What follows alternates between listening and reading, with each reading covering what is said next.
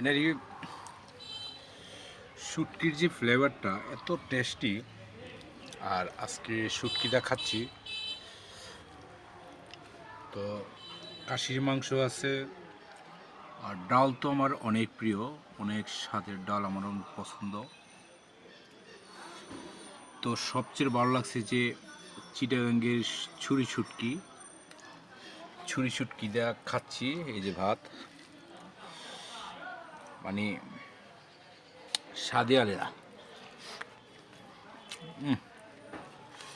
সেই টেস্ট। এই যে চুরি শুটকি,